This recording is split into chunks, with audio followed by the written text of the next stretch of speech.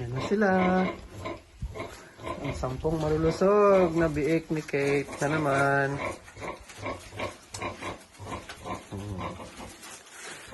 Magandang inahin din si Princess. Mabait.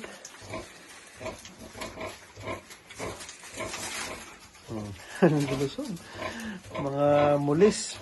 Walang balahibo. Anong mana sa nanay nila. Magandang biik. Quality. Oh.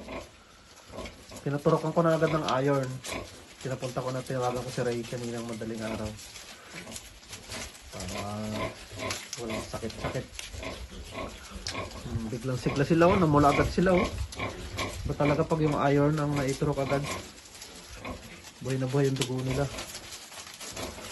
Oh, sisigla. Ang gaganda na naman ng bake ni Kate.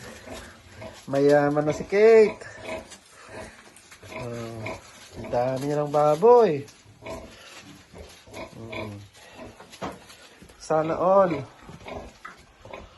Ito yung ano nila, nursery. Oh, si Huling, may 5 ring anak. Huling, gusto yung mga baby mo? Okay na, pwede nang iwan ah. Galing na silang umilag ah. Pero mabait si Huling. Hindi basta-basta umihiga. Tinatabi niya muna yung mga baby niya. Yan yung kuna nila oh. Hello! Okay na kayo? Malakas na kayo? Ha?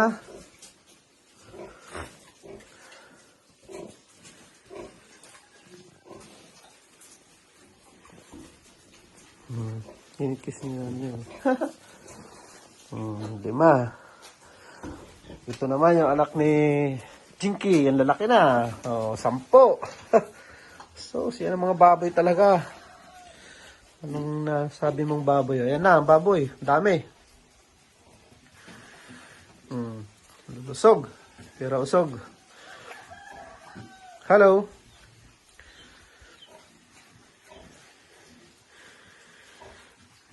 Diba? Ito yung baboy. Mag-iisang buwan pa lang yan. Sa 24. Tignan mo naman.